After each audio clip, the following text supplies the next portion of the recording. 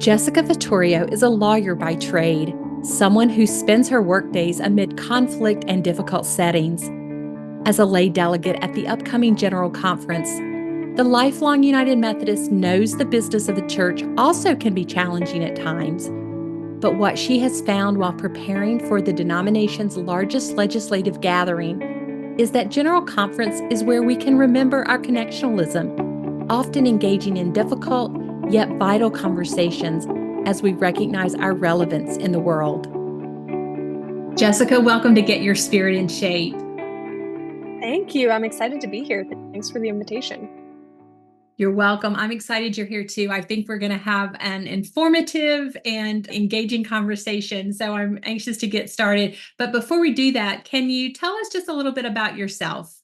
Yeah. So, as you said, my name is Jessica Vittorio. I am a late delegate to the now, well, I guess I'll still say the 2020 General Conference. That's the language I'm supposed to use. I am a late delegate for the North Texas Conference, and I am a member at First United Methodist Church of Dallas. I actually grew up in the North Texas Conference. I grew up at Grace Avenue EMC. I was confirmed at Grace Avenue EMC. I was born and raised Methodist, baptized Methodist. So I have always kind of been around the Methodist Church, and I live in Dallas now. I am an attorney by trade. And so I like to do fun things like this with the church because it's just enough like my work that I feel at home and comfortable, but just different enough that it doesn't feel like work. So it's fun. Jessica, I love that you just use the phrase fun things when you're talking about General Conference. It is fun. I think it gets a bad reputation sometimes, but it's fun. Well, I love that. And so I know I grew up in the United Methodist Church, and I'll admit that I didn't understand how the denomination works beyond my local church level and the annual conference level. So it was only after starting to work for a United Methodist agency that I began to fully understand about General Conference and its role and important purpose. So if there might be some other United Methodists out there who, like myself, didn't really understand about this legislative gathering, can you give us we were talking before the podcast started, and you said that you've got like a 45-minute General Conference 101. So we're not going to do that, but can you give us just a really quick, like maybe the elevator version of what is General Conference? Why is it important to the work of the church? Yeah. So the 30-second overview is our church is governed by a multitude of branches and agencies, just like any organization would be. And the General Conference is basically our global legislative body. And we meet together to consider legislative topics once every 4 years. And General Conference is the place where we do that. So we have about a week of that work is like committee work that happens in the background. And then a week of that work is actual full General Conference legislative work. And it's where we make a bunch of different decisions related to how the church is structured, how things get funded, what, public positions of the church are. A lot of the administrative and logistics and operational topics of the church get addressed by the General Conference. General Conference is important for a variety of reasons. And in my mind, one of the reasons it's most important is because there are so few ways or places where we get to come together as representatives of the entire global church. Really, General Conference is the only place that we do that outside of like the episcopacy, which lay people don't participate in, or the judicial council, which is a very limited small group of people. And so I think it's important because it's important for us to gather as a global church and remember why our connectionalism is so important. Remember, collectively the amazing work that we're doing in the world and in our individual ministries, and also, have the difficult conversations, because part of connectionalism is working through the stuff you want to talk about and the stuff you don't want to talk about. And so it gives us a good place to do that face to face, which I think is important. Thank you for that explanation. And, one of the things I hope we talk about today is really kind of how this work has impacted you and your faith. Hmm. But before we get to that, can you tell us just a little bit? So, you're a first time delegate, I believe, Yes. and you were elected probably, 8 years ago. I know. A whole different lifetime ago, it feels. Yes. So, can you just tell us just a little bit about what that process and why? How did you become a delegate? Like, is that something you put your name in for? Did you say to someone, "I'd love to get elected," or how? Tell us how that works. Yeah. So in the North Texas Conference, we have open applications. So people that are interested in serving as a delegate will fill out an application. That application gets sent out to all of the members of the annual conference. And then those individuals who have held themselves out for consideration will give a little speech either at clergy session or at the lay session. There's a voting process that takes place, and both the clergy and lay delegates are elected. And then once they're elected, you start your service theoretically for 4 years, and that includes service both at the jurisdictional conference and at the general conference. I personally had been looking for ways to get more involved with the church. I had been involved in what I would consider like governance related activities. When I was a kid, I was really active in CCYM and in JIMO and in some of the international bodies, and hadn't really done anything of that nature since I had been in youth, or really college probably. So it felt like an area of service with the church that I was comfortable with and I had some background in. And I saw the application and decided to put my name in. I had watched the special called session in 2019 and, was really interested in everything that was happening and felt that, my voice or experience might be helpful in that situation in representing North Texas. So I filled out the application, put it in. I actually didn't even tell my pastor. I casually mentioned it to him in the hallway one day. He was like running to go do something. And I was like, Andy, by the way, I submitted an application to be considered as a delegate. And then this story is hilarious. Shandon Klein is also on the delegation with me. She is another lay delegate. And I got lost on my way to the lay session and showed up probably 15 minutes late because I went to the wrong venue. And I run in and realize I didn't even realize we were giving speeches that day. So I'm 15 minutes late and I have to run to the front because I realize we're all giving speeches. And I just like slide into this pew. And Shannon Klein, who I'd never met before that moment, looks at me and she's like, "We're all in a specific order. Like, I think you're going to throw off the order if you sit here." And I was like, "No, it'll be fine. Like, I'm not worried about it." And little did she know, or I know at that point, that we were both going to get elected. And basically, she's been trying to like wrangle me, I think, for the last 6 years or however long it's been. But that was a very good introduction to how our relationship would go from that point forward, which was just like chaotic and I think all over the place, but hopefully effective. Well, I love that. And I love that you really just wanted to put yourself out there. So when it came time for your speech, which you didn't know was going to happen, uh, Yeah, that day. what did you tell the body about why you wanted to do this? Yeah, so I had actually written my speech probably a month or two before that, and I just happened to have it in my notes app in my phone. I was laying in bed one night and kind of thinking about why I'd submitted the application to begin with, and it, felt kind of moved by the Holy Spirit about what my reasons were. And so thankfully I had written them down. So I wasn't just improvising totally when I went up there. But my message to the annual conference was that first, I thought it was important that we had some younger voices because we had historically hadn't had, I think, proportional representation for young people in the North Texas delegation.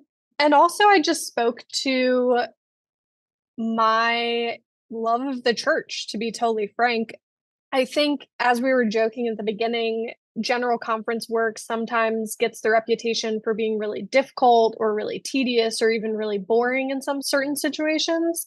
But ultimately, and certainly, can be very have a lot of involve a lot of tense conversations, especially right now. But ultimately, I deeply love the church, and I wouldn't be where I am in my life. I wouldn't have the relationship with God that I have without the UMC. And it breaks my heart to consider that there would ever be a world where that wouldn't be available to my friends or my kids or the rest of my family or myself. And so basically, I was just asking the annual conference to let me serve in that capacity to hopefully help bring the church into the next chapter of whatever it's going to be. Thank you for sharing that. And as you alluded, sometimes these conversations can be difficult and it can be challenging to do the business of the Yeah. church in a faith space. Can we talk about how to navigate that space? How have you learned some ways to navigate that? It's still church. You're still doing people, Yeah. you're still doing work with people who love God and love people and want to show God's love to the world, but yet there could be some challenging conversations. Yeah. So I think it's important to say, as some context for that, as I mentioned, I'm a lawyer by trade. And so I sit in conflict in rooms where there's conflict and difficult conversations every day as a manner of being.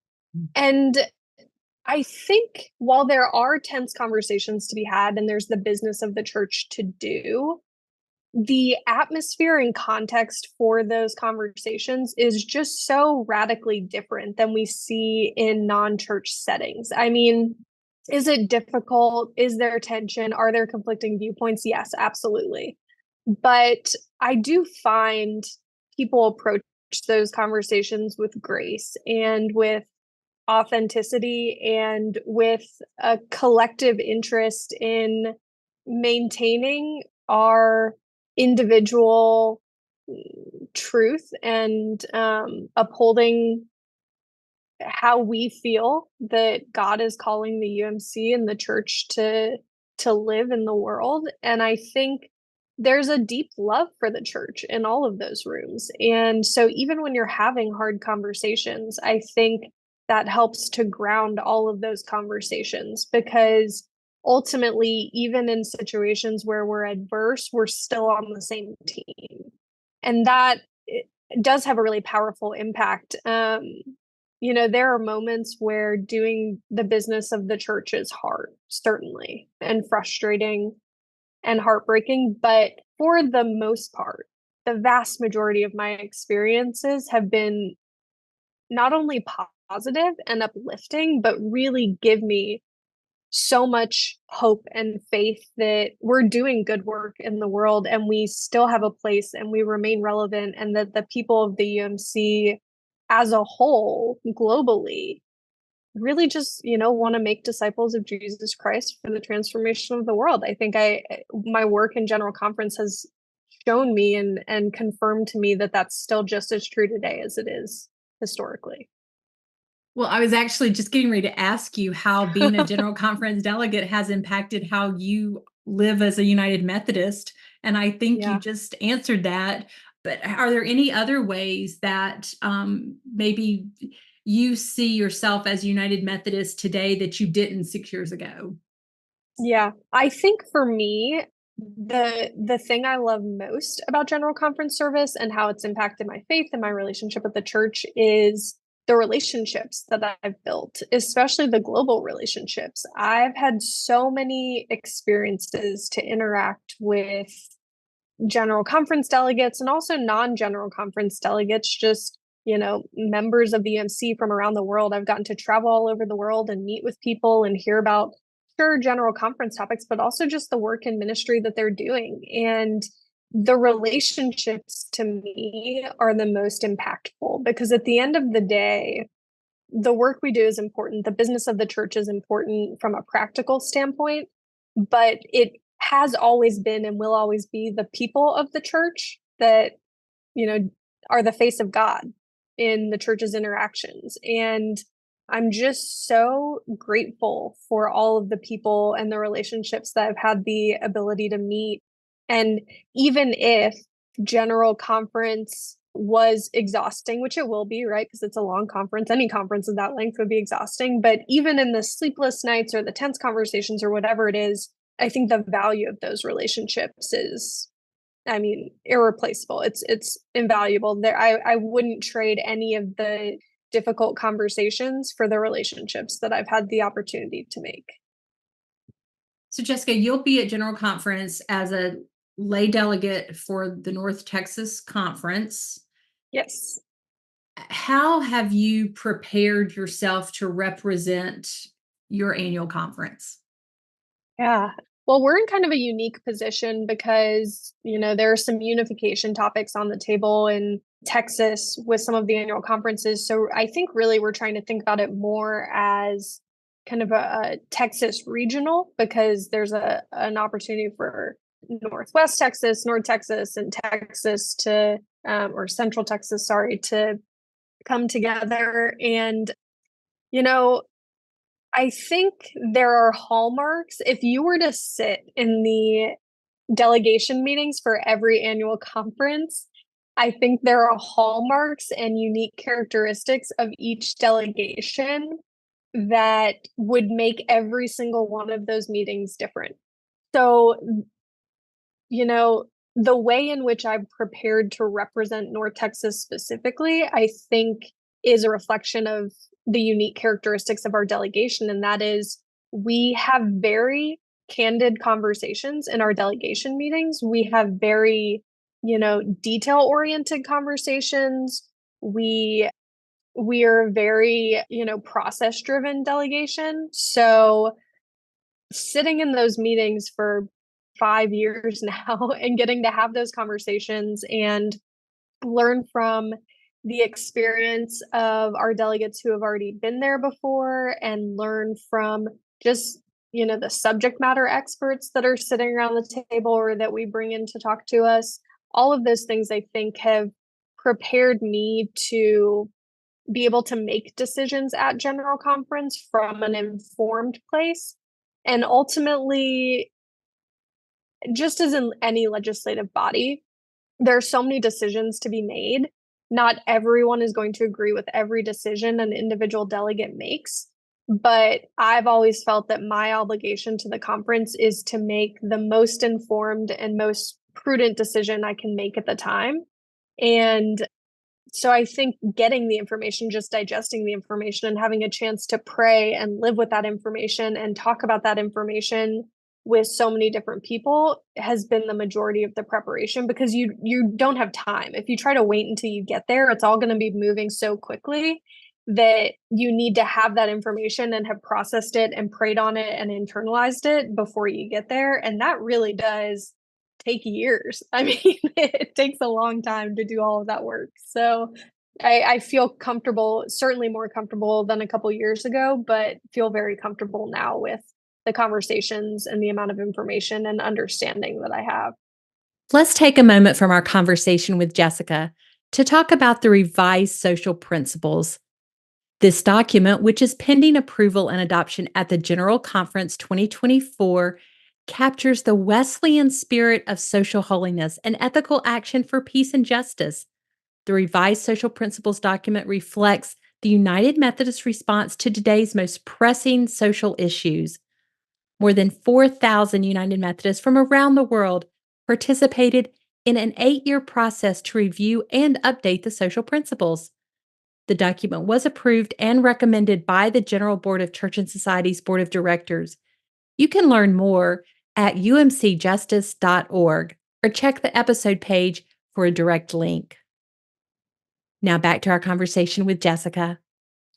You alluded to the conference being long, and Yeah. it is true. General Conference is 2 weeks with Yeah. 1 day off. Sunday is off, but yet a lot of the General Conference delegates are coming in a little early. How are you planning to take care of yourself and keep your energy up?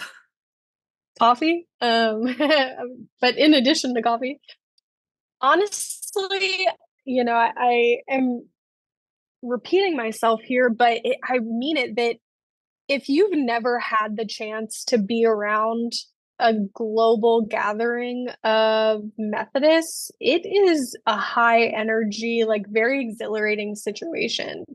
And There's work to be done, but to some extent, it feels just like I'm getting to see all of my favorite people in the same place for 2 weeks. And it's going to be tiring and it's important work, but also like I get to see all of my favorite people in the same place for 2 weeks from around the world. And we get to talk about this organization that we love deeply. And so I'm relying on that energy and coffee to really get me through general conference. That sounds like a solid plan, honestly. I have no alternative plan at this point. So Well, you mentioned that you're excited to see the folks from around the world, from the yeah. cross the connection together. Are there some moments that you're anticipating already? Maybe some I know there at General Conference, there's a lot of business, but there are also celebrations, and there are things that Yeah. we're listing up as a worldwide denomination that we're excited to celebrate together. Are there any things specific that you're most excited about? Yeah, a bunch. I mean, I'm excited there's a bunch of gathering of the United Women in Faith, and so I'm excited to gather with them. There's gatherings of the Central Conference delegates, and like I said, I've built a lot of personal relationships in the Central Conferences over the past couple of years, so I'm really excited to gather with them. I sit on the board of Westpath, so we're going to be having some gatherings, and it's always fun to, get that group together. And, one of the things that I really enjoy is seeing the various other bodies, the episcopacy and the judicial council, kind of in their element as well, and seeing them operate. At our special called jurisdictional conference, we elected 3 new bishops on a single ballot, which is unprecedented in the history. I'm confident in saying in the history of legislative voting anywhere, but especially in the UFC. And so I'm excited to see those bishops, come into their own and in their first official kind of legislative capacity as bishops. So and there are, members of the episcopacy that I've grown great relationships with over the past couple of years too. So I just, celebrating that the church is here and the world has changed so much in 4 years and the church has changed so much in the past 4 years. And the fact that we get to come together as United Methodists and be together, even with all the difficult conversations we have left to have, I think is worth celebrating. The fact that, you know, we have the unique opportunity to really define what the next chapter of the United Methodist Church looks like. And that's such a significant undertaking, but it's also such a blessing and such an exciting moment. And so I think that unto itself and the opportunity and blessing to be able to have those conversations and make those decisions is the biggest celebration of all. That's very well said. Well, as we finish up today, is there anything you wanted to talk about that we didn't mention yet? I think I didn't mention in celebration, but I'm so interested because we have statistically and demographically the most diverse, geographically the most diverse from an age perspective, the most diverse from a gender perspective. We have the most diverse general conference body that the church has ever had at this really pivotal moment in the church's history. And I'm just so inspired by it, but I also am so, excited to see all of the things that are going to come out of it. I feel like just like we saw at the special called jurisdictional conference that we had, I think there was a lot of anticipation going into that conference about, oh, how is this going to go? Like, kind of hesitancy in what the atmosphere and energy of that conference was going to be. And it was when I say the moment where all of those bishops was elected on one ballot and it felt like we had aligned our identity as a church, like that was probably one of the top 5 best like spiritual moments of my entire life. Just the feeling in that room and the enthusiasm and the happiness and the joy. And you could really feel the Holy Spirit's presence in that moment. And I absolutely believe that General Conference is going to be much the same.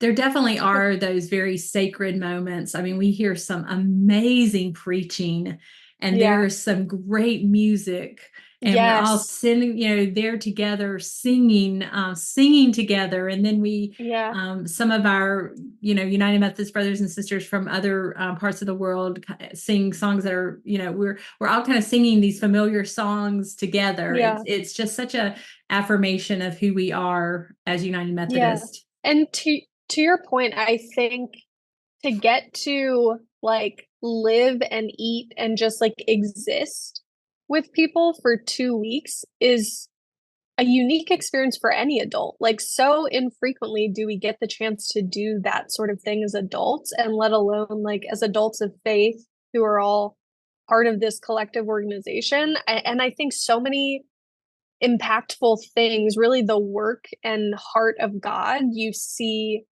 around those tables and at those meals. And so I'm very excited. It's like 2 weeks of sleepover camp.